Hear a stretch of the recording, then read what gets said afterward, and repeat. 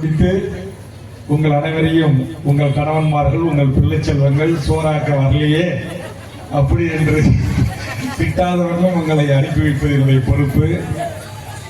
ராமநாதபுரம் மாவட்டத்தில் கடல் பகுதியில் ஹைட்ரோ கார்பன் மீத்தேன் எடுக்கும் திட்டத்தை மத்திய அரசு கைவிட வேண்டும் என்கிற பிரதான கோரிக்கையை வலியுறுத்தியும் ராமநாதபுரத்தின் மண்வளத்தை பாதுகாக்க ராமநாதபுரம் மாவட்டத்தை பாதுகாக்கப்பட்ட மீனவ மண்டலமாக தமிழக அரசு உடனே அறிவிக்க வேண்டும் என்கின்ற இந்த கோரிக்கையோடு நடைபெறுகின்ற இந்த மாபெரும் மண்ணுரிமை மீட்பு பொதுக்கூட்டத்தினை ஒருங்கிணைத்து நடத்தி வருகை தந்திருக்கின்ற நாம் அனைவரையும் வரவேற்று இந்த நிகழ்ச்சியில் இன்றைய தினம் தமிழக வாழ்வுரிமை கட்சியோடு தங்களுடைய அமைப்பான வீரகுல தமிழர் படையை இணைத்திருக்கின்ற அன்பு சகோதரர் கீழை பிரபாகரன் அவர்களே, மாநில தமிழ்ச்சங்கத்தின் தலைவர் மதிப்பிற்குரிய தோழர் அண்ணன் கந்தன் அவர்களே, தமிழரசு கட்சியின்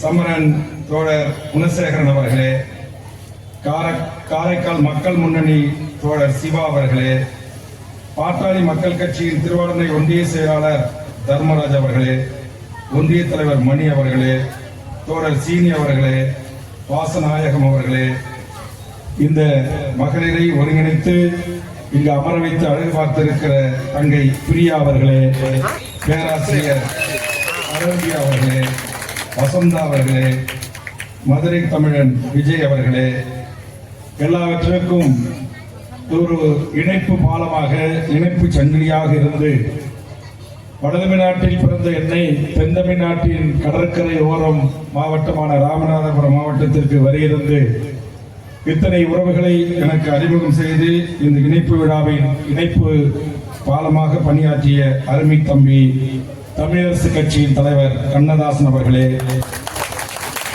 எனக்கு முன்னால் மிகச் சுருக்கமாக பேசி அமர்ந்திருக்கின்ற தமிழக வாழ்வுரிமை கட்சியின் எங்கள் முன்னணி தலைவர்களில் ஒருவராக இருக்கக்கூடிய அருமை சகோதரர் மதுரை பொறியாளர் வெற்றிக்குமரன் அவர்களே, அண்ணன் புதுக்கோட்டை தனசேகரன் அவர்களே, நேற்று தினம் இது போன்ற ஒரு இணைப்பு விழா பொதுக்கூட்டத்தை மிகச்சிறப்பாக ராமேஸ்வரம் தீவில் நடத்திய அருமை தம்பி ஜெரவன்குமார் அவர்களே, அடுத்த மாதம் நடத்த இருக்கின்ற அருமை தம்பி முருகானந்தம் அவர்களே, இந்த நிகழ்ச்சியில் இந்த மாவட்டத்தின் மண்ணின் மைந்தர்கள் அருமை சகோதரர் அந்தோணி அவர்களே, ராமூர்த்தி அவர்களே, கெவின் அவர்களே, இசாஸ் அவர்களே, செல்வா அவர்களே, கான்சன் அவர்களே, சதீஷ் அவர்களே, செல்டன் அவர்களே, விமல் அவர்களே, என்னோடு வருகின்றிருக்கின்ற அருமை தம்பி நியாஸ் அவர்களே, அருமை தம்பி RS மங்கலம் சதீஷ் அவர்களே, வருகின்றிருக்கின்ற சேலம் செல்வம் அவர்களே, பாஸ்கர் அவர்களே, இங்கு பெரும் திரளாக கூடியிருக்கின்ற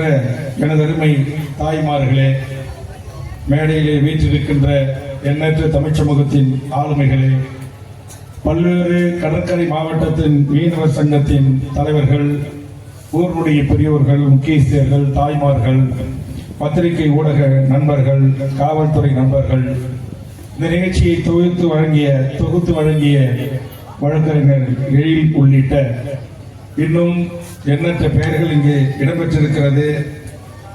இதில் அனைவருடைய பெயரையும் சொல்ல முடியவில்லை என்றாலும் நான் நேரத்தின் அருமை கருதி உங்கள் அனைவரையும் வீட்டுக்கு அனுப்ப வேண்டும்.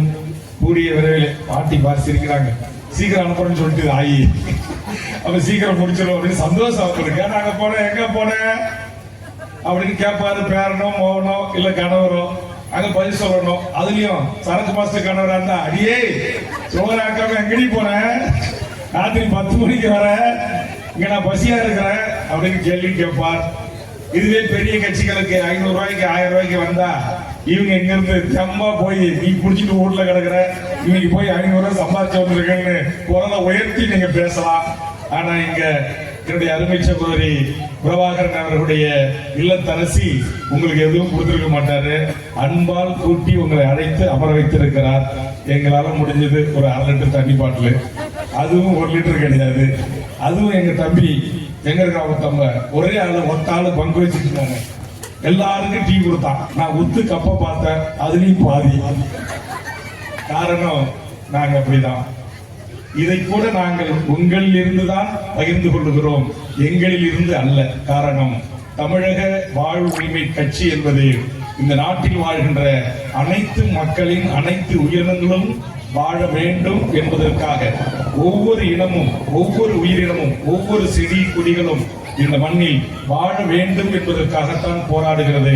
அதனால் தான் எல்லாம் கழகம் என்று வைத்தார்கள், நாங்கள் தமிழக வாழ்வுரிமை கட்சி என்று வைத்தோம். எனதருமை தாய்மார்களே, ஒரு இனம் வாழ வேண்டும் என்று மட்டுமல்ல, இந்த உலகத்தில் எல்லாரும் வாழ வேண்டும். நேற்றைய தினம் கூட பாகிஸ்தானுக்கும் இந்தியாவுக்கும் நடைபெறுகின்ற போரை குறித்து சொன்னார்கள். அப்பாவி பொதுமக்கள், டூரிஸ்ட் பயணிகளாக சுற்றுலா சென்றவர்களை எங்கேயோ இருந்து பாகிஸ்தானில் இருந்து உருவாக்கப்பட்ட தீவிரவாத கும்பல் எம் இந்திய நாட்டிற்கு உள்ளே புகுந்து அநியாயமாக குழந்தைகளோடு, புது தம்பதி கணவன் மனைவோடு ஹனிமூனுக்கு போன்றவர்களை எல்லாம் அவர்கள் சுட்டு படுகொலை செய்தார்களே, அந்த அநியாயத்தை நான் கண்டித்தேன், அந்த தீவிரவாதிகளை நான் எதிர்த்தேன். ஆனால் அதே நேரத்தில் என் தேசத்திலும் அணுகுண்டிருக்கிறது, என் தேசத்திலும் ஏவுகணை இருக்கிறது, என் தேசத்திலும் ராணுவம் முழுவதுமாக உலகோடு போரிடக்கூடிய வல்லமை வாய்ந்த ராணுவம் இருக்கிறது என்பதற்காக அந்நிய நாட்டில் அப்பாவி பொதுமக்கள் மீது குண்டு போடக்கூடாது. அதே போன்று பாகிஸ்தானம் எங்கள் மண்ணின் மீது குண்டு போடக்கூடாது, அமைதி நிலவ வேண்டும் என்று சொன்னேன். அது இஸ்லாமியர்கள் செத்தாலும் உயிர்தான், இந்துக்கள் செத்தாலும் உயிர்தான், அது கிறிஸ்துவர்கள் செத்தாலும் உயிர்தான். உயிர் ஒன்றுதான் உன்னதமானது. எங்கள் தாய்மார்களாக அமர்ந்திருக்கிற உங்கள் கருவறையில் 10 மாதம் சுமந்து பெற்று ஆளாக்கி நீங்கள் அந்த குழந்தை தீவிரவாதியாக வர வேண்டும், மிகப்பெரிய ரவுடியாக வர வேண்டும், மிகப்பெரிய கேடியாக வேண்டும் என்று நீங்கள் வளர்க்கவில்லை. நீங்கள் பெற்று வளர்த்து எடுக்கின்ற போது அவர்களுக்கு நல்ல பழக்க வழக்கங்களை சொல்லி அவர்களை சமூகத்தில் ஆளாக்கி சமூகம் மதிக்கத்தக்க ஒரு வாழ்வை வாழ்வதற்காகத்தான் இந்த பூமி மண்ணிலே நீங்கள் பெற்று தாளாட்டி சீராட்டி பாலூட்டி வளர்த்து எடுக்கிறீர்கள். அவரவர்கள் வாழும் சூழல், அவரவர்கள் மண் சார்ந்த பிரச்சனைகள் உள்ளடக்கி அதை எதிர்கொள்கின்ற விதம், அடக்குமுறை சந்திக்கின்ற விதத்தில் பல மனிதர்கள் பலவிதமாக இந்த மண்ணில் உருவாகுகிறார்கள் அல்லது உருவாக்கப்படுகிறார்கள். அப்படி பாகிஸ்தான் அரசால் உருவாக்கப்பட்ட தீவிரவாதிகளை இனம் கண்டு மிக சரியாக துல்லியமாக இந்திய ராணுவம் களமாடி இருக்கிறது. 9 தீவிரவாதி முகாம்கள் மீது தாக்குதலை நடத்தியிருக்கிறது. அதில் அப்பாவி பொதுமக்கள் கொல்லப்படாமல் அந்த தாக்குதலை நடத்திய நம் தேசத்தை, நம்மை காக்கின்ற, அதுவும் குறிப்பா ராமநாதபுரம் மாவட்டம் என்று சொன்னாலே பல உங்கள் உறவுகள், உங்கள் பிள்ளைகள், உங்கள் கணவன்மார்கள் எல்லை பாதுகாப்பில் ராணுவ வீரனாக பாதுகாப்பார்கள். அப்படி காக்கக்கூடிய அந்த வீரர்களுக்கு என்னுடைய அன்பான வணக்கத்தை இந்த நேரத்தில் தெரிவித்து, உலகத்தில் எந்த இனமோ, ஈழத்தில் தொப்புள்குடி உறவுகள் கொத்து கொத்தாக செத்து மடிந்ததை குறித்து இங்கு கீழே பிரபாகரன் அவர்கள் பேசினார். வாய்ப்பு கிடைத்தால் இங்கே எங்களுடைய வெற்றி குமரனும், புலிகளோடு பழகிய அண்ணன் புதுக்கோட்டை நம்முடைய தனசேகரும், ஜெரோன்குமாரும், முருகானந்தங்களும் இன்னும் பல மணி நேரம் பேசுவார்கள். 10 மைல் தூரத்தில் உங்கள் ராமநாதபுரம் மாவட்டத்தில் இருக்கின்ற தனுஷ்கோடியிலிருந்து 9 கடல் மைல் தூரத்தில் இருக்கிற கடல்கோளால் 10,000 ஆண்டுகளுக்கு முன்பு பிரிக்கப்பட்ட நம்முடைய இலங்கை தீவு என்று சொல்லக்கூடிய தமிழ் ஈழ தேசம் இன்றைக்கு உலகத்தால் தடை செய்யப்பட்ட கொத்து குண்டுகளையும் பாஸ்பரஸ் குண்டுகளையும் ஏறி தாய் முன் மகளை கற்பழித்தான், தந்தை தாயின் முன் மகளை கற்பழித்தான், கணவன் முன் தாயை கற்பழித்தான், ஆடைகளை அவிழ்த்து அம்மனம் ஆக்கி, முருகானந்தன் குறிப்பிட்டது போல் மிக கொடூர கொலைபாதக செயல்களை சிங்கள பௌத்த பேரினவாத அரசு செய்தது. ஒரே நாளில் 1.5 லட்சம் தமிழர்கள் செத்து மடிந்தார்கள். இன்னமும் அந்த மண்ணில் 90,000 தாய்மார்கள் நீங்கள் அமைந்திருக்கிறது போல் பொட்டு இல்லாமல், பூ இல்லாமல் இன்றைக்கு விதவை கோலம் பூண்டிருக்கிறார்கள். இந்த அநியாய அக்கிரமம் போரால் நடந்தது. அது போன்று ஒரு அழிவை எண்ணினமோ அல்லது மாற்றினமோ அல்லது மாற்று பண்பாட்டை, கலாச்சாரத்தை, நாகரிகத்தை, தொன்மத்தை அவர்கள் தழுவுகின்ற இஸ்லாமத்தை ஏற்றுக்கொண்டவர்களும் கிறிஸ்துவத்தை ஏற்றுக்கொண்டவர்களும் கூட கண்டிப்பாக இந்த துன்பத்தை, என் இனம் பட்ட துன்பத்தை பாகிஸ்தானில் இருக்கிற என் முகமதியர்களும் படக்கூடாது என்பதுதான் தமிழக வாழ்வுரிமை கட்சியின் கோட்பாடு, லட்சியம். அதற்காகத்தான் நேற்று பத்திரிகையாளர் சந்திப்பிலே சொன்னேன், அப்பாவி பொதுமக்கள் இருதலைப்படும் கொல்லக்கூடாது, அதனால் போர் தவிர்க்கப்பட வேண்டும். இந்தியா பஞ்சசீல கொள்கைகள் வகுத்திட்ட மகத்தான நாடு.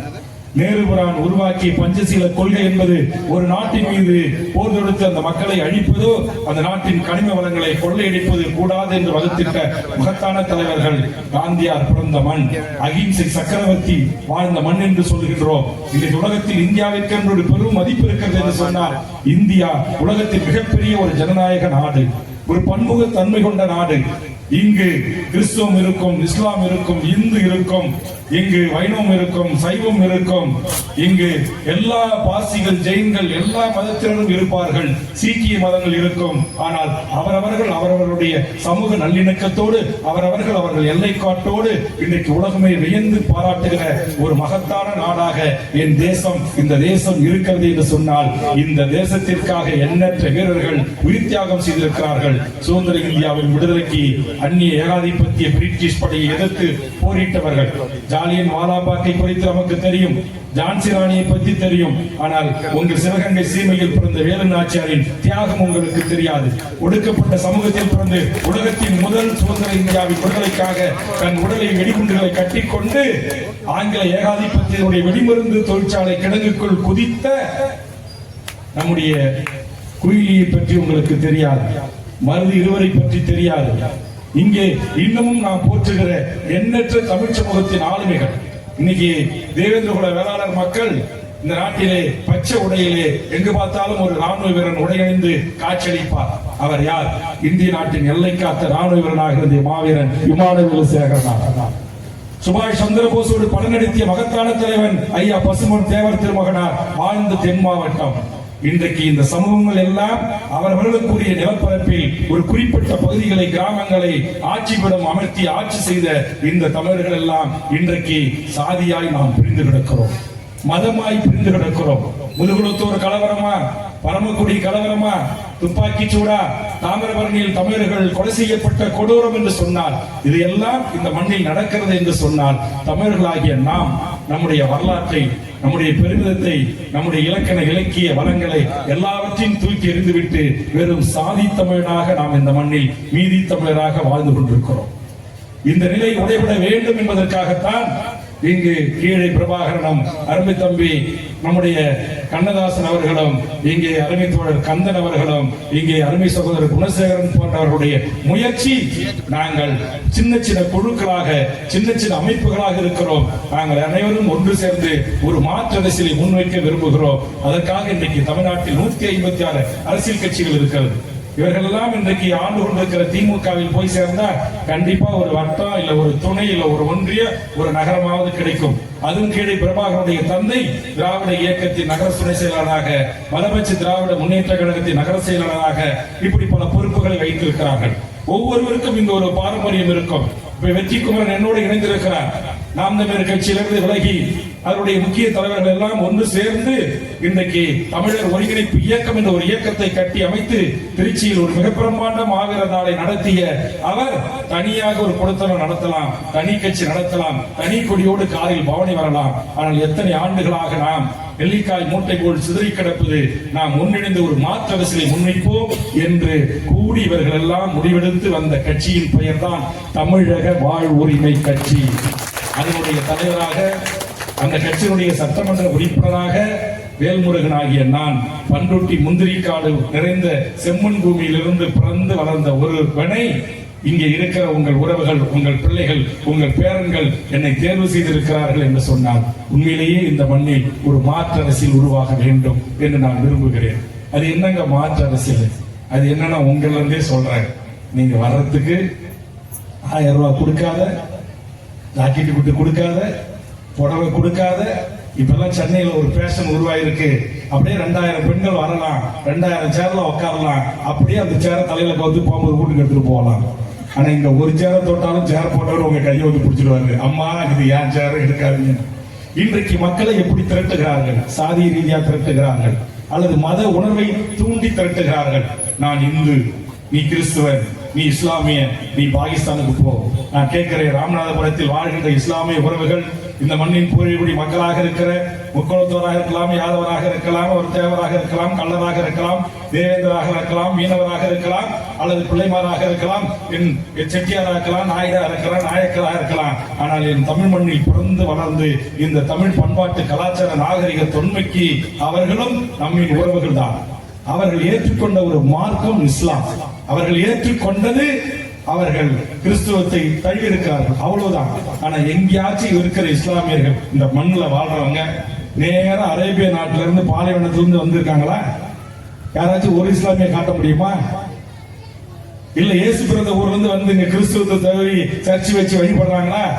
அவர்கள் அனைவரும் நம்முடைய உறவுகள்.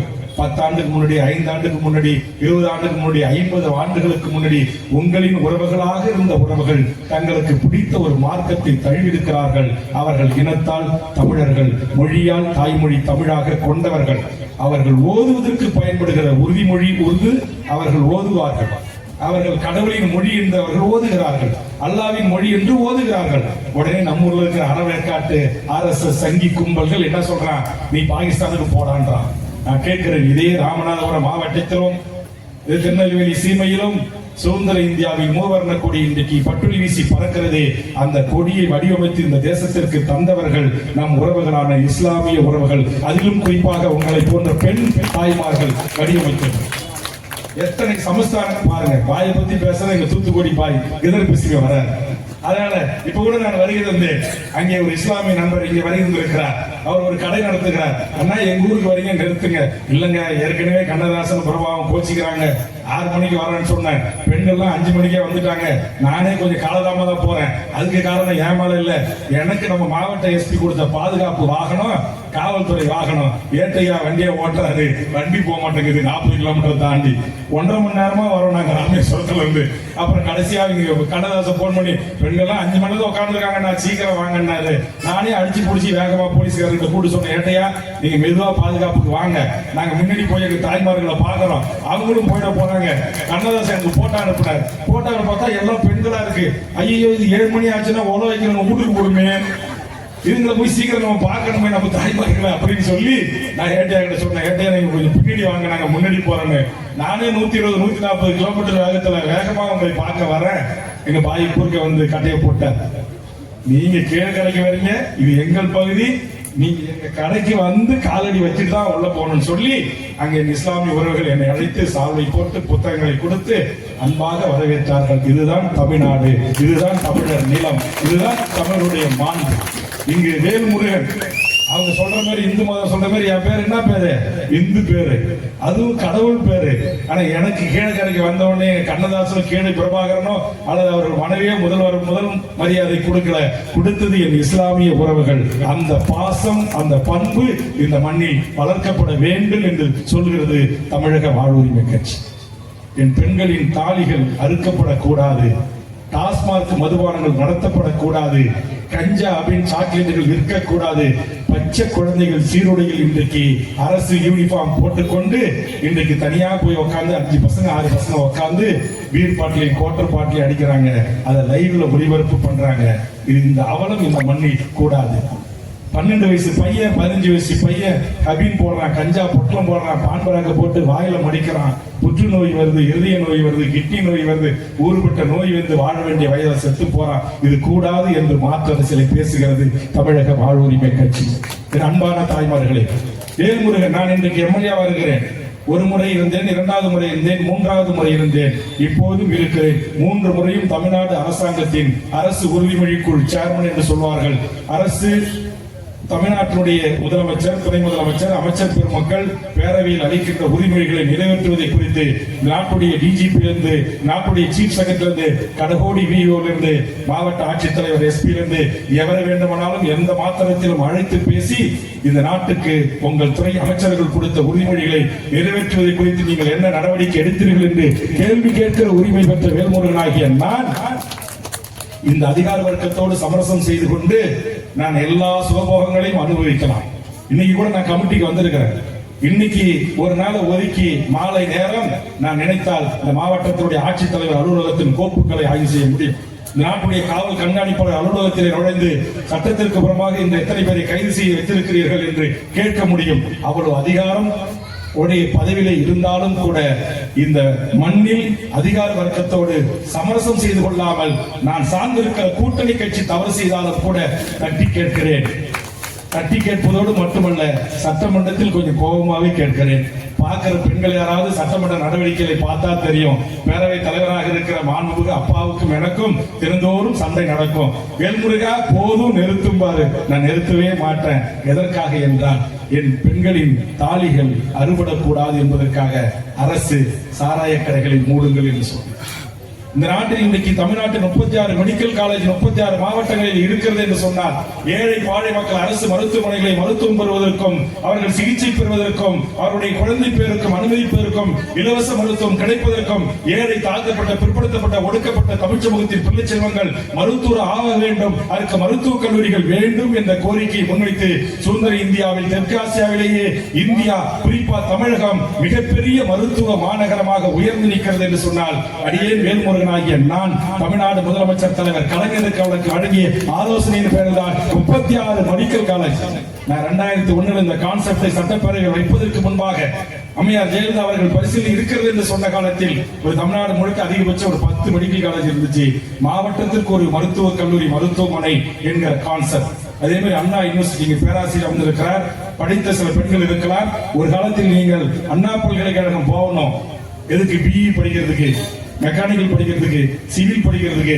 அந்த நிலையை மாற்றி அண்ணா பல்கலைக்கழகம் தமிழ்நாட்டின் மாவட்டத்திற்கு ஒன்று வேண்டும் என்கிற ஒரு கருத்தை ஆலோசனையாக கூறி சட்டப்பேரவையில் மாண்புமிகு தமிழ்நாடு முதலமைச்சர் மறந்த கலைஞர் அவர்களை கொள்கை ரீதியாக ஏற்க செய்து அதில் முதல் அண்ணா பல்கலைக்கழகத்தை நான் சார்ந்த பண்ருட்டி தொகுதியை கொண்டு போய் அமைத்து இன்றைக்கு தமிழ்நாட்டில் கிட்டத்தட்ட 20க்கும் மேற்பட்ட அரசு அண்ணா பல்கலைக்கழகங்களை உருவாக்கி லட்சக்கணக்கான ஏழை எளிய தாழ்த்தப்பட்ட பிள்ளை செல்வங்கள் ஒடுக்கப்பட்ட சிறுபான்மை பிள்ளை செல்வங்கள் இன்றைக்கு பொறியாளராக மருத்துவராக வருவதற்கான கருத்தியலை தமிழக சட்டமன்றத்தில் விதைத்தவன் வேல்முருகன். ஆக என் அருமை பெரியவர்களே, கீழக்கரையில் வாழ்கின்ற மாநில இளைஞர்களே, வணிக பெருமக்களே, ஒரு கணம் சிந்திங்க. ஒரே ஒரு எம்எல்ஏவாக இருந்த வேல்முருகன் இன்றைக்கு தமிழ்நாட்டிற்கான பல நல்ல விஷயங்கள் உங்களுக்கு எல்லாம் தெரியும். ஒரு காலத்தில் 2006 நான் எம்எல்ஏ ஆகி சட்டமன்றத்துக்கு சென்ற போது தமிழ்நாட்டில் எங்கு பார்த்தாலும் லாட்டரி கடைகள், சுரண்ட லாட்டரி, அப்புறம் Lakshmi lottery, AKS lottery, Rajasekar lottery, Bhutan lottery, Manipur lottery என்று வீதிகள் எங்கும் லாட்டரி கடைகள் நிறைந்திருக்கும். உங்களுடைய கணவன்கள் உங்கள் பிள்ளை செல்வங்கள் உழைத்து சம்பாதிக்கிற பணத்தை லாட்டரி பரிசு சீட்டு அப்படியே கொஞ்சம் கொஞ்சமா கூப்பிடும்.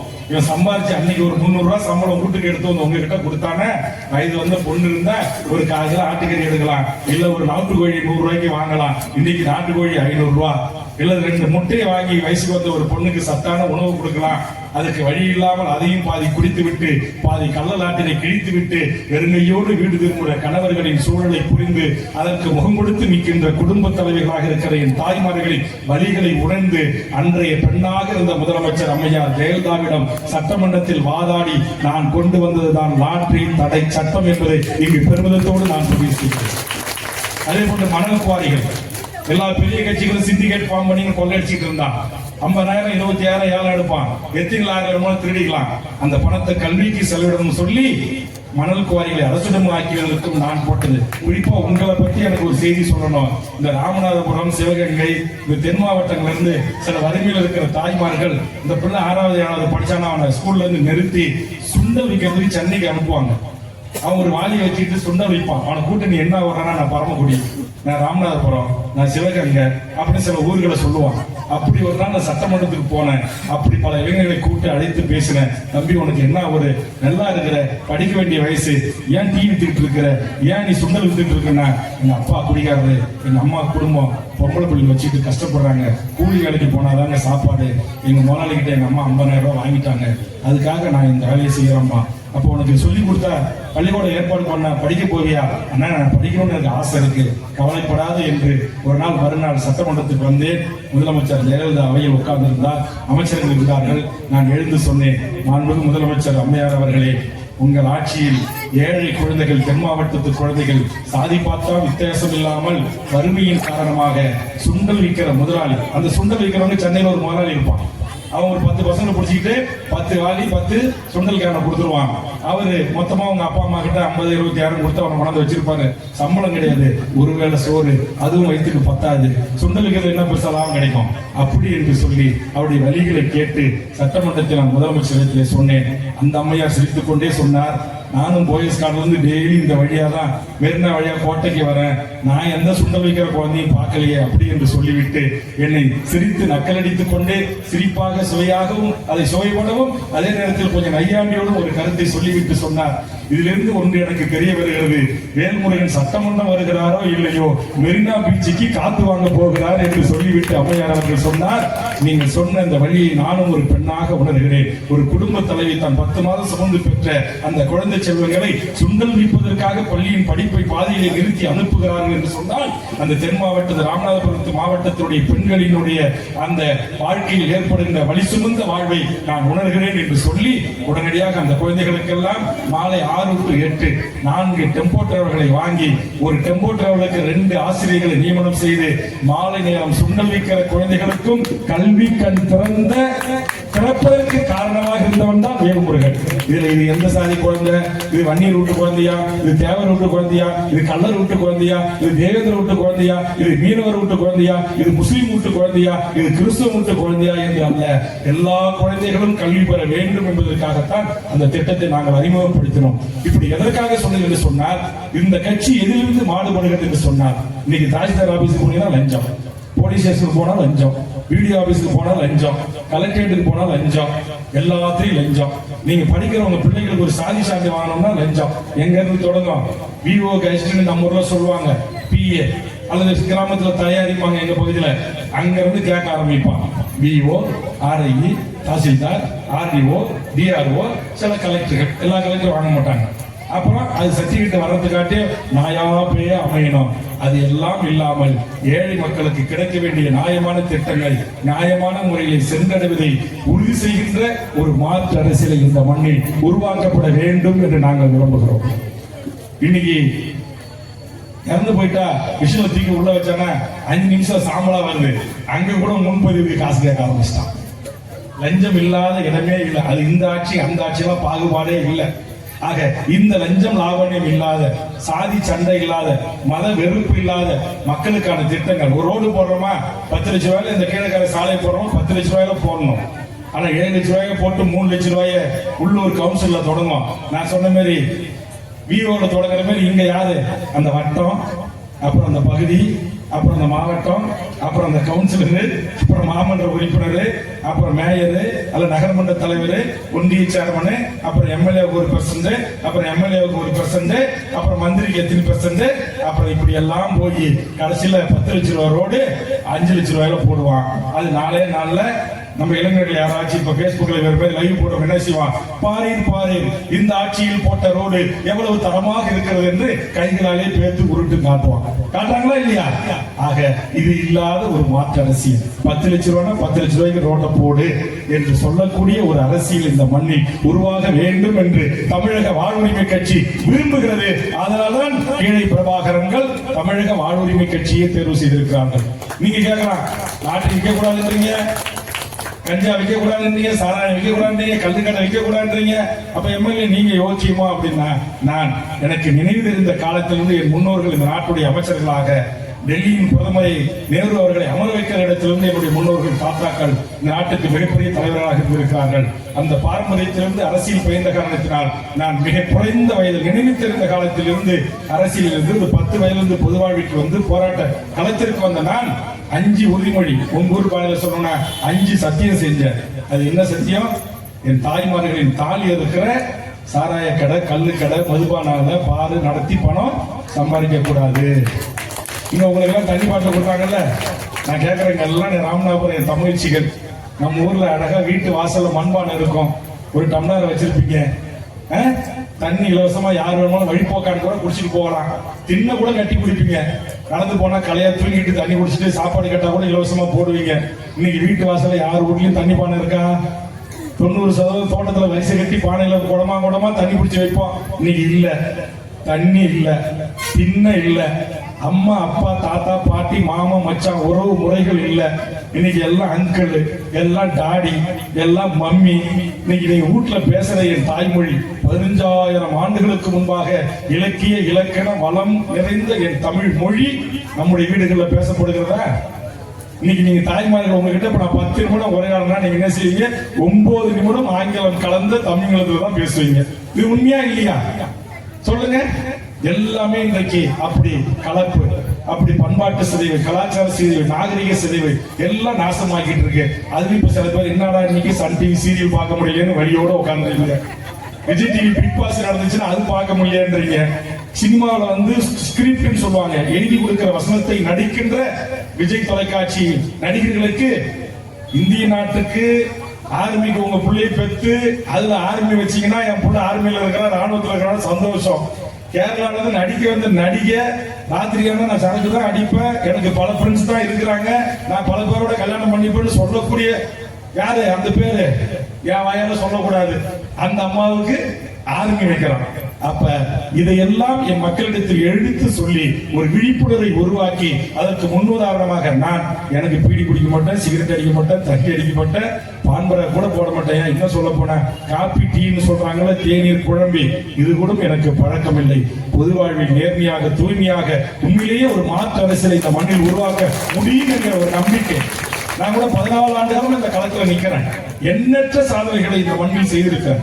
ஆனா அதற்கெல்லாம் எனக்கு அங்கீகாரம் அவ்வளவா இன்னும் கிடைக்கவில்லை. ஆனால் இப்போதுதான் இன்றைக்கு இந்த கிழக்கரை என்கிற இந்த பகுதிக்கு 45 ஆண்டு காலம் பொது வாழ்க்கைக்கு சொந்தக்காரன், 6 முறை தேர்தல் அரசியல், 30 ஆண்டு காலம் ஓட்டு அரசியலை சந்தித்திருக்கிறேன், 3 முறை வெற்றி பெற்றிருக்கிறேன், பல முறை தமிழ்நாடு அரசு உரிமைக்குழு குழு தலைவராக ஜெயலலிதாவோடு, கலைஞரோடு, நம்முடைய இந்த முதலமைச்சரோடு இன்னைக்கு பணி செய்து கொண்டிருக்கிறேன். ஆனால் என்கிட்ட சப் கலெக்டரா இருந்தவங்க தமிழ்நாட்டுடைய டிஜிபி ஆகி ஓய்வு பெற்றாங்க, சீஃப் செக்ரட்டரி ஆகி. என்கிட்ட ஏஎஸ்பி வந்தவங்க டிஜிபி ஆகி ரிட்டையர்ட் ஆயிட்டாங்க, எஸ்பி ஆக செயலர் இருந்து. ஆக என்னை பொறுத்தவரையில் இன்றைக்கு தமிழ்நாடு என்கிற இந்த மாநிலத்தில் ஒரு மாற்று அரசியல் என்றால் என்ன, இந்த மாற்று அரசியல் எப்படி உருவாக்க முடியும்? நீங்க எல்லாரும் நீங்க நிறைய பேர் சினிமாக்காரரை பார்த்து ரசிக்கிறீங்க, நீங்க ரசிங்க, கை தட்டுங்க, நான் வரவேற்கிறேன். ஆனா இங்க உட்கார்ந்து இருக்கிற எந்த தாய்மாருக்காவது எந்த நடிகனாலும் ஒரே ஒரு பிரயோஜனம் இருக்கா சொல்லுங்க. உங்க தெருவுக்கு சாலை போட்டு கொடுத்தாரா, விளக்கு போட்டு கொடுத்தாரா, படிக்க உங்க பிள்ளைகளுக்கு பள்ளிக்கூடம் கட்டி கொடுத்தாரா, ஒரு ஊட்டச்சத்து மையம் கட்டி கொடுத்தாரா, உள்ள ஒரு கிராம நிர்வாக அலுவலகம் கட்டி கொடுத்தாரா, ஒரு புதிய பேருந்து நிலையம் கட்டி கொடுத்திருக்கிறாரா? எந்த நடிகராவது எந்த நடிகையாவது? அப்புறம் எதுக்கு நம்ம நடிக்க வந்த நடிகரை பார்த்தோமா, மகிழ்ச்சியா சீரியல் பார்த்தோமா, படம் பார்த்தோமா, கை தட்டணுமா, ரசிச்சோமா, வீட்டு அடிச்சுமா, வீட்டுக்கு போய் நமக்கு காடு இருக்கு, கழனி இருக்கு, விவசாயம் இருக்கு, பெத்த அம்மா அப்பா இருக்காங்க, குடும்பம் இருக்கு, புள்ள இருக்கு, பொண்டாட்டி இருக்கு, இவங்கள பார்க்கணும். அதை விட்டுட்டு நீங்க கஷ்டப்பட்டு சுயக்குழுல நம்ம தோழர் பிரியா அவங்க தயார் பண்ணி வச்சிருப்பாங்களே, உங்களை எல்லாரும் சேர்ந்து ஊக்குநர்கள் தலைவிகளா நீங்க போய் கடனை வாங்கி இந்தியன் பேங்க்ல, ஸ்டேட் பேங்க்ல, கலெக்டர் கிட்ட, மந்திரி கிட்ட மனு கொடுத்து நீங்க 50,000 1 லட்சம் வாங்கி குறைவான வட்டியில நீங்க அந்த சொந்த உழைப்புல நீங்க சின்ன கைத்தொழில் செய்து சுயதொழில் செஞ்சு சேமிச்சு வச்சு அடிப்பானையில பதுங்க வைக்கிற 100 ரூபாய் திரும்பி போய் அப்படி இன்னும் கொஞ்சம் நகை நட்டி திரும்பி போய் ஒரு ஷோ படத்துக்கு 2,000 ரூபாய் டிக்கெட் கொடுத்து வாங்கி பார்க்க போறான். நான் கேட்கிறேன், அந்த எடுத்த படம் முதல் ஷோல பார்க்கணும் என்ன ஆச்சு? யார் வீட்டுல உலக ஒதுக்காம ஆயிடும்? எதுக்கு ரசிகர் மன்றம், எதுக்கு பாலாபிஷேகம், எதுக்கு கட்ட விட்டு? குஷ்பு மும்பாயில் நடிக்க வந்த ஒரு நடிகை, நல்ல நம்மளோட நம்ம எல்லாம் பாருங்க, எல்லாம் கருப்பு தோடு, நானும் கருப்பு தோடு, இங்க முருகானந்தம் சொன்ன மாதிரி எல்லாம் கவரிங்க, எல்லாம் ராமநாதபுரம் இந்த மண்ணின் பூர்வீக குடி. எனக்கு தெரிஞ்சு தொல்காப்பியம் வரலாறு 5000 ஆண்டுங்குது.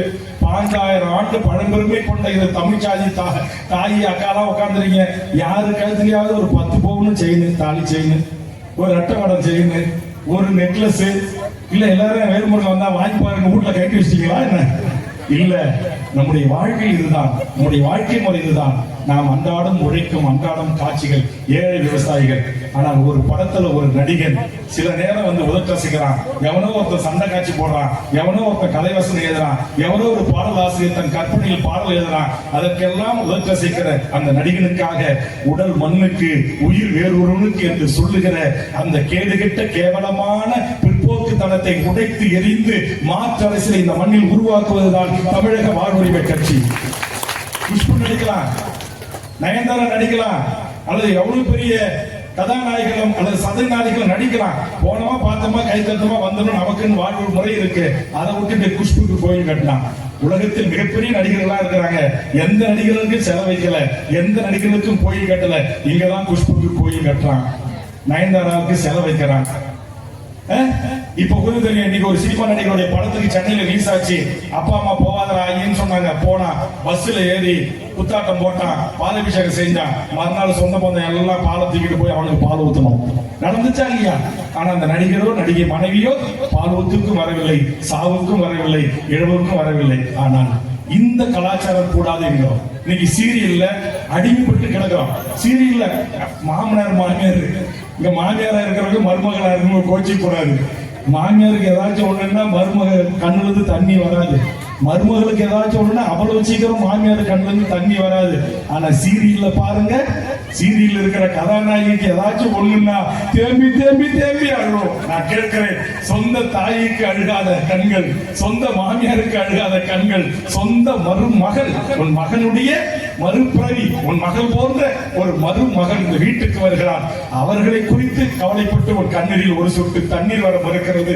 ஆனால் சினிமாவில் சீரியலில் அவர்கள் கிளசர் என்ற ஒரு கெமிக்கலை பயன்படுத்தி நீலி கண்ணீர் வடிக்கின்ற நீதிகளுக்காக கண்ணீர் வடிக்கின்ற என் தாய்மார்கள் மனங்களை மாற்றி ஒரு மாற்று அரசியலை இந்த மண்ணில் உருவாக்க துடிப்பதுதான் தமிழக வாழ்வுரிமை கட்சி. நீங்கள் சினிமாவை ரசியுங்கள், பாராட்டுங்கள், வேண்டாம் அதை கடந்து போங்க, அதுவே வாழ்வில் முறையாக எடுத்துக்கொள்ள கூடாது என்று சொல்கிறோம். அது போன்ற கிரிக்கெட் ஒரு 11 பேர் 12 பேர் விளையாடுறான், 10,000 பேர் 10 லட்சம் பேர் மொழி கிடக்கிறான். ஒரு நாள் 2 நாள் ஒரு வாரம் ஐபிஎல் தொடர் நடக்குதுன்னா ஒரு வாரம் இந்த தமிழ் சமூகத்தின் இளைஞருடைய உழைப்பு சுரண்டப்படுகிறது, அங்க உழைப்பு திருடப்படுகிறது. அந்த கிரிக்கெட்டுக்கு அதுமாதிரி 5,000 10,000 20,000 50,000 1 லட்சம் டிக்கெட், இதை நாங்கள் இருக்கிறோம். ஆனா அதே நேரத்தில் தமிழர்களின் வீரக்கலையான சடுகுடு என்று சொல்லக்கூடியபடி கபடியை நாம் ஆதரிக்கிறோம். என் கிராமத்தில் இருக்கிற கம்பாட்டம், ஒயிலாட்டம், கரகாட்டம், தமிழர் பாரம்பரிய இசையுடன் கூடிய பரிசுடன் கூடிய துள்ளலாட்டங்களை நாங்கள் வரவேற்கிறோம். இதெல்லாம் தமிழுடைய பெருமைகள், பண்பாட்டு விளைவுகளோடு இரண்டர கலந்து இருப்பதை. ஆனால் இதையெல்லாம் மறந்து இன்றைக்கு என்ன செஞ்சிட்டு இருக்கான்?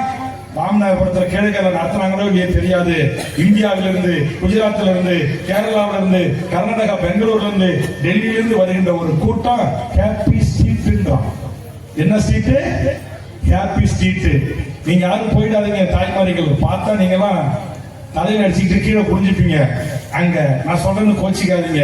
பெண்கள் அணிகின்ற உள்ளாடையோடு வீதியில் வந்து எவன் ஒருவனையோ கண்ணுக்கு தெரியாத, சொந்தம் இல்லாத, ரத்த சம்பந்தம் இல்லாத ஒருவனோடு கட்டி பிடித்து நடுவீதியில் ஆட்டம் போடுகிற ஒரு பண்பாட்டு சீரழிவை எதிர்த்து தமிழக சட்டமன்றத்தில் 234 எம்எல்ஏக்களில் இது என் தமிழ்நாட்டினுடைய பெண்களுடைய மானம் சம்பந்தப்பட்டது, என் பெண்களுடைய பண்பாடு சம்பந்தப்பட்டது, இதை ஒரு காலத்திலும் அனுமதிக்க கூடாது என்று 234 எம்எல்ஏக்கள் துணிந்து ஒருவன் குரல் கொடுத்தான் என்றால் அது தமிழக வாழ்வுரிமை கட்சியின் எம்எல்ஏவாக இருக்கிற வேல்முருகன் ஆகிய நான் தான் கொடுத்தேன். நீங்க யாரும் அதை பத்தி கவலைப்படல. அடுத்தது இப்ப உங்களுக்கு தெரியும், பத்திரிகை டிவியில பார்த்திருப்பீங்க, நீட் ஒரு தேர்வு. நான் கேட்கிறேன், தேர்வு படிக்க போறோம், கொஸ்டின் கேட்க போறோம், அது கம்ப்யூட்டர்ல இருக்க போகுது, இல்ல பேப்பர் கொடுக்க போறோம், பதில எழுத போறோம், அது பேனா இருக்க போகுது, பேப்பர் இருக்க போகுது. இதற்கும் பெண்கள் அணிகிற தாலிக்கு என்ன சம்பந்தம்? பெண்கள் அணிகிற பொட்டுக்கு என்ன சம்பந்தம்? மெட்டிக்கு என்ன சம்பந்தம்? கொலுசுக்கு என்ன சம்பந்தம்? கையில கட்டிருக்கிற கயிறுக்கு என்ன சம்பந்தம்? பெண்கள் அணிகிற உள்ளாடைக்கு என்ன சம்பந்தம்? இந்த நாட்டில் இருக்கிற ஒன்றிய பாசிச பாரதிய ஜனதா அரசு, மோடி அரசு, இங்கே உட்கார்ந்து இருக்கிற இந்த சூத்திரசாதி தமிழ் மக்களுடைய பிள்ளை செல்வங்கள் மருத்துவராக வரக்கூடாது என்பதற்காக உளவியல் ரீதியாக அவர்களை அந்த தேர்வை எழுத விடாமல் தடுக்கின்ற ஒரு சதியாகத்தான் இந்த நீட்டு தேர்வு எழுதுகின்ற பெண் பிள்ளைகளை பூவை பறிக்கிறாங்க. ஒரு பொண்ணு பூ வச்சுட்டு போகுது, நீங்க கூட நிறைய பேர் மல்லிகை பூ வச்சுட்டு வரீங்க. அந்த பூவை பறிக்கிறதுல என்ன லாபம் இருக்கு? இந்த பொட்டை அழிக்கிறதுல என்ன லாபம் இருக்கு? என் பெண்கள் அணிகிற மெட்டிய கைதுல என்ன நியாயம் இருக்கு? ஒரு கல்லூரி படிக்க போற பெண்ணு, அவங்க கணவன் திருமணம் ஆகுது, திருமண கோலத்தோட நீட்டு தேர்வு எழுத போனாங்கன்னா மறு வீட்டு கூட போகலங்க, மாமியார் வீட்டு கூட போகலங்க, புகுந்து வீட்டு கூட உள்ள போகலங்க. அப்படி போற பெண்ணை ரோட்ல நிறுத்தி, வாசல நிறுத்தி அந்த தாலியை கழட்ட சொல்றான். நீங்க பார்த்திருப்பீங்க, தாலியை அறுக்கிறான், பெண்களுடைய பட்டனை அறுக்கிறான், உள்ளாடைகளை அவுக்கிறான். நான் சொன்னேன், இந்த அநியாயம் அக்கிரமத்தை என் தமிழ்நாட்டில் இனியும் தொடரும் என்று சொன்னால், அப்படி செய்கின்ற பள்ளிகள் முன்பு, அப்படி செய்கின்ற நீட்டு நிர்வாகத்தின் முன்பு தமிழக வாழ்வுரிமை கட்சி மிகப்பெரிய போராட்டத்தை முன்னெடுக்கும். அது செய்கின்ற அதிகாரிகளை சிறைப்பிடிப்போம், அல்லது தேவைப்பட்டால் அடித்து நொறுக்குவோம் என்று அறிவித்தேன். ஏன் தமிழ்நாட்டில் இத்தனை கட்சிகள் இதை குறித்து கவலைப்படல? 156 கட்சி இருக்கான். ஒருத்தனும் கவலைப்படல. கடந்த சில ஆண்டுகளுக்கு முன்னாடி என்ன செஞ்சாங்க தெரியுமா? டெல்லியில உட்காந்துட்டு இந்திக்காரன் வடநாட்டுக்காரன் தமிழ்நாட்டு ராமநாதபுரத்து பெண்கள் எல்லாம் நீங்க டாக்டர் ஆகணும்னு என்ட்ரன்ஸ் எக்ஸாம் எழுதணும்னா நீங்க மும்பைக்கு போகணும், கர்நாடகத்துக்கு போகணும்னு சொன்னாங்க. அதற்காகவும் அன்று போய் போராட்டம் நடத்தி அப்படிலாம் எங்க ஒரு வயசு பொண்ணு 12வது படிச்சுட்டு அது அம்மாவை கூட்டிட்டு அப்பாவை கூட்டிட்டு இல்ல 2 பேரும் இல்லைன்னா பாட்டியை கூட்டிட்டு போய் மும்பைல தேர்வு எழுத முடியுமா, பெங்களூர்ல தேர்வு எழுத முடியுமா? இங்க இருக்கிற சென்னையிலேயே சென்ற கண்டுபிடிக்கிறதுக்கு போதும் ஆயிடுது. புதுசா சென்னைக்கு போற பெண் பிள்ளைகள் எப்படிதான் தேர்வு சென்ற கண்டுபிடித்து எழுத போவார்கள் என்று தட்டி கேட்டு தமிழ்நாட்டு பிள்ளை செல்வங்கள் இந்தியாவில் பெரிய மாநிலத்திற்கு சென்று தேர்வு எழுதக்கூடாது, எங்கள் மாநிலத்திலே தேர்வு எழுதுகிற முறை வேண்டும் என்று அதை போராடி பெற்று தந்த இயக்கம் தமிழக வாழ்வுரிமை கட்சி. ஆக நாங்கள் எதிலிருந்து மாற்று என்று சொன்னால் மக்களின் வழிகளோடு மக்களின் உணர்வுகளோடு நாங்கள் ஒன்றுபடுகிறோம். அனிதா என்கிற என் தங்கை ஒரு தாழ்த்தப்பட்ட ஒடுக்கப்பட்ட சமுதாயத்தில் பிறந்து 1175 மதிப்பெண்கள் எடுத்தும் கூட நீட் தேர்வில் இடம்பெற முடியவில்லை, தேர்வாக முடியவில்லை. கோச்சிங் சென்டருக்கு 3 லட்சம் ரூபாய் ஆண்டுக்கு கட்டி அழுக வசதி இல்லை. நான் கேட்கிறேன், உங்கள் பிள்ளை செல்வங்கள் டாக்டர் ஆக வேண்டும் என்பது உங்கள் ஒவ்வொரு விருப்பமாக இருக்கலாம். ஆனால் இன்னைக்கு அந்த நீட் தேர்வு கோச்சிங் சென்டருக்கு 3 லட்சம் ரூபாய் ஆண்டுக்கு பணம் கட்டணும். சரி, அப்படியே நீட்ல பாஸ் பண்ணிடுறாங்க. பாஸ் பண்ண அத்தனை பேருக்கு இடம் கிடைக்கிறதா? கிடைக்கல. அதனாலதான் நான் சொல்றேன், நீட் தேர்வு ஒழிங்க. SC ST MBC OBC என்கிற சமூக நீதி அடிப்படையில் அனைத்து பிள்ளை செல்வங்களும் இந்த நாட்டில் மருத்துவராகக்கூடிய வாய்ப்பை அரசாங்கம் உருவாக்கி தர வேண்டும் என்று சொல்லுகின்ற கட்சி தமிழக வாழ்வுரிமை கட்சி. நீங்க +2ல ரிசல்ட் வந்துச்சு. 1200க்கு சிபிஎஸ் சிலபஸ்ல 1100 எடுக்கிறாங்க, 150 எடுக்கிறாங்க. ஸ்டேட் போர்ட்ல 600க்கு 590, 595, 97 எடுக்கிறாங்க. ஆனா நீட்டுக்கு தேர்வுக்கு போன அந்த பெண் பாஸ் ஆகல, ஃபெயில், உனக்கு இடம் இல்லைன்றான். இது எவ்வளவு பெரிய அநியாயம். ஆக அரசு பள்ளிகள், உதவி பெறும் பள்ளிகள், தனியார் பள்ளிகளில் படிக்கின்ற நம்ம பிள்ளை செல்வங்களுக்கு அந்தந்த பள்ளியில் இருக்கிற +2 மதிப்பெண் அடிப்படையிலே என் பிள்ளை செல்வங்களுக்கு மருத்துவராகின்ற வாய்ப்பை வழங்க வேண்டும் என்கிற கட்சி தான் தமிழக வாழ்வுரிமை கட்சி. ஆக நான் சொன்னேன்ல, நான் பீடி குடிக்க மாட்டேன், தண்ணி அடிக்க மாட்டேன், டாஸ்மாக் நடத்தி பணம் சம்பாதிக்க மாட்டேன், உங்களுக்கு கொடுத்த தண்ணி பாட்டில் அடைச்சி போரை போட்டு கேன்ல அடைச்சி விற்பனை செஞ்சு பணம் சம்பாதிக்க மாட்டேன், எனக்கு சோறு போடுற விவசாய நிலங்களை ரியல் எஸ்டேட் வணிகமாக பிளாட் போட்டு கூறு போட்டு விற்று பணம் சம்பாதிக்க மாட்டேன், தாது மணல் திரட மாட்டேன், மலைகளை வெடி வைத்து கேரளாவுக்கு, ஆந்திராவுக்கு, பெங்களூருக்கு அனுப்பி பணம் சம்பாதிக்க மாட்டேன், லாட்டரி விற்க மாட்டேன், கஞ்சா விற்க மாட்டேன், சுரண்டல் லாட்டரி நடத்த மாட்டேன், ஆன்லைன் நடத்த மாட்டேன். இப்படி எல்லாம் தவறான வழிகளில் பணம் சம்பாதிப்பதை அறவே தவிர்த்து இந்த மண்ணின் மக்களுக்காக வாழ்கின்ற காலமெல்லாம் போராடி மடிவதுதான் என் அரசியல் வாழ்வு என்று அர்ப்பணித்துக் கொண்டு அரசியல் சொல்றார்.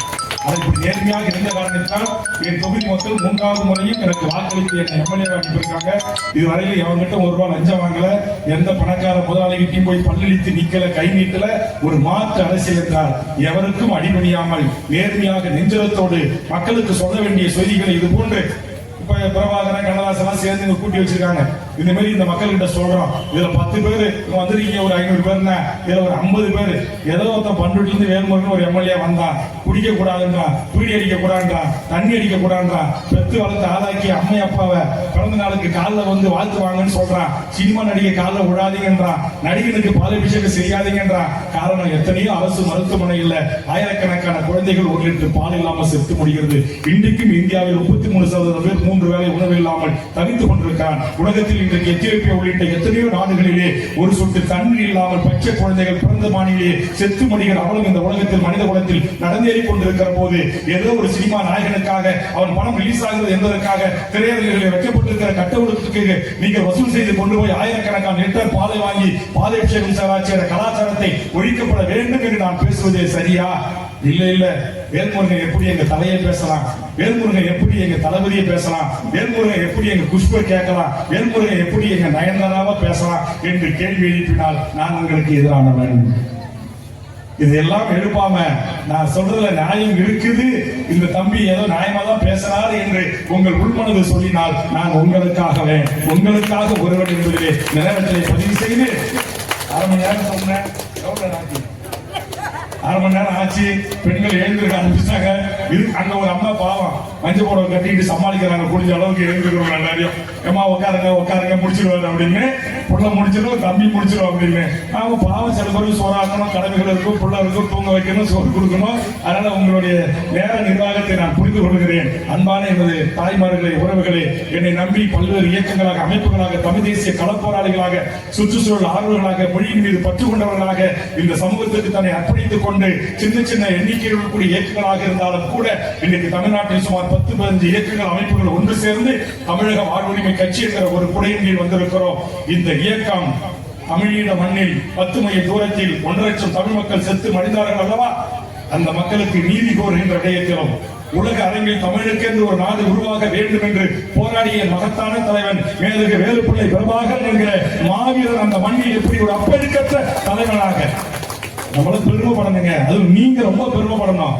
உங்க கூப்பிட்ட குரலுக்கு ஓடி வர தூரத்தில் இருக்கிற இலங்கை தீவுல ஒரு இனம் சாராயம் இல்லைங்க, ஒரே ஒரு பெண்ணு கற்பழிக்கப்பட்டான்னு இல்லைங்க.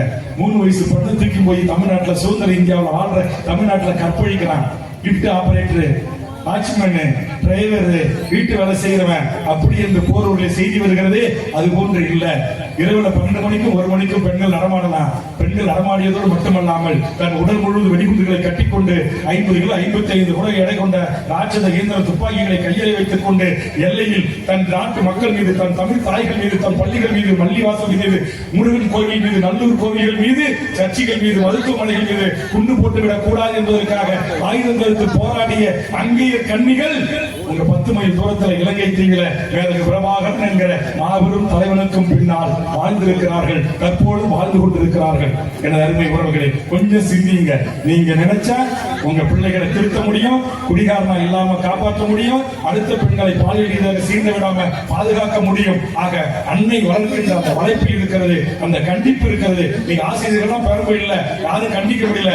ஆசிரியர் கண்டிச்சா உடனே புகார் கொடுத்துறான், உடனே வழக்கு வந்துருது. நமக்கே வம்புன்னு ஆசிரியர் ஒதுக்கி கொள்கிறார்கள். ஆக மாணவர் சமூகம் எல்லா தவற்றையும் படிக்கின்ற காலத்திலேயே கற்றுக்கொள்கின்ற ஒரு அவலம் நேர்கிறது. இதை தடுத்து நிறுத்தி இந்த மண்ணில் இங்கே வெற்றிக்குமரன் அவர்கள் குறிப்பிட்டது போல் நல்ல அரசியலை, லஞ்ச லாவண்யம் அரசியல் இல்லாத, ஜாதி அரசியல் இல்லாத, மத அரசியல் இல்லாத, யார் நமக்கானவன், யார் நமக்காக சட்டமன்றத்தில் நாடாளுமன்றத்தில் போராடுவான், குரல் கொடுப்பான், லஞ்சம் கேட்க மாட்டான், வேற நாளைக்கு சாவு வாழ்வு நல்லது கெட்டதுன்னா வருவான், மீனவருக்கு ஒரு பிரச்சனை நாடாளுமன்றத்தில் பேசுவான், சட்டமன்றத்தில் பேசுவான், போராடுவான் என்பதை தெரிந்து எந்த கெட்ட தீய பழக்க வழக்கம் ஆளாகாத ஒரு இளைய நல்ல தலைமுறை மாற்று அரசியலை முன்வைத்து நாங்கள் போராடி வருகிறோம். உங்களை போன்ற தாய்மார்கள் எங்களுக்கு பேராதரவு அளித்து எங்களை போன்றவர்களை இந்த மண்ணுக்கான, மக்களுக்கான, மொழிக்கான, இனத்திற்கான, பண்பாட்டு சீரழிவிற்கான இன்னொரு பக்கம் இந்தியகாரம் பூரா வந்துட்டான். உங்களுக்கு கிடைக்க வேண்டிய வேலைக்காரன் பூரா வடநாட்டுக்காரன் வந்து சுரண்டி கொள்கிறான். வடநாட்டு முதலாளிகள் வந்துட்டான். இன்னைக்கு தங்க வணிகம் நம்ம தமிழர்கிட்ட இருந்துச்சு, நம்ம கிட்ட இல்லங்க. பிளாஸ்டிக் வணிகம் நம்ம கிட்ட இல்லங்க. மஞ்சள் வணிகம் நம்ம கிட்ட இல்லங்க. முந்திரி வணிகம் நம்ம கிட்ட இல்லங்க. நம்ம ஊருக்கு இருக்கிற பாய் கிட்ட இருந்த இஸ்லாமியர்கள் கிட்ட இரும்பு வணிகம் நம்ம கிட்ட இல்லங்க. இன்னைக்கு இந்த மைக்கு, இந்த டெஸ்க், இந்த லைட், இது அத்தனையும் என்ன விலைன்னு நிர்ணயிக்கிற உரிமை மார்வாடி சேர்த்து வடநாட்டு கும்பல்காரர்கள் இருக்கிறது. என் தாய்மார்களே, நீங்கள் உற்பத்தி செய்கின்ற எந்த விவசாய விளைபொருள்களாவது இது கிலோ இந்த விலை என்று விலை நிர்ணயம் செய்கிற உரிமை உங்கள் கைகளில் யாருக்காவது இருக்கிறதா?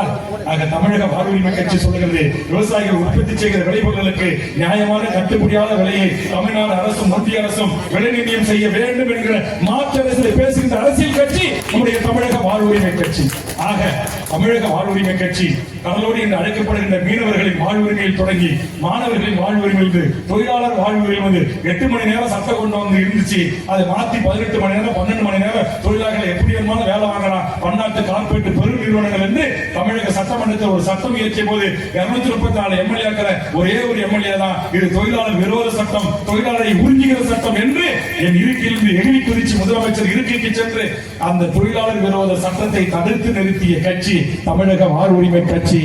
ஆக அந்த கட்சி கூப்பிடுது, அதன் எம்எல்ஏ தலைவர் வரார் என்று உங்களை என் சகோதரி அழைத்த போது இங்கே திரண்டு வந்து இவ்வளவு நேரம் அமைதி காத்ததற்கு நெஞ்சார்ந்த நன்றியை கூறி இந்த இணைப்புழாவில் இருந்த கீழே பிரபாகரன் உள்ளிட்ட அத்தனை நல்ல உள்ளங்களுக்கும், ஒருங்கிணைத்த அருமை தம்பி கண்ணதாசன் அவர்களுக்கும், வருகிற அனைத்து நல்ல உள்ளங்களுக்கும், அனுமதி அளித்த காவல்துறைக்கும், பாதுகாப்பு அளித்த காவல்துறைக்கும், 40 கிலோமீட்டர் போட்ட வண்டியை வச்சுக்கிட்டு 4 நாளா எனக்கு பாதுகாப்பு அளிக்கிற என்னுடைய காவல் பணியில் ஈடுபட்டிருக்கிற, பாதுகாப்பில் ஈடுபட்டிருக்கிற காவல்துறை நண்பர்களுக்கும், வருகின்ற தாய்மார்களுக்கும், இந்த கடையை இன்னைக்கு வியாபாரம் ஒரு 4 மணி நேரம் பாதிக்கப்பட்டிருக்கும், அவர்களிடம் என்னுடைய வருத்தத்தை பதிவு செய்து அத்தனை நல்ல உணர்வுகளுக்கும் நெஞ்சார்ந்த நன்றியை கூறி நீங்க அனைவரும் பத்திரமா போகணும், பாதுகாப்பா போகணும் என்று கூறி நிறைவு செய்கிறேன். நன்றி, வணக்கம்.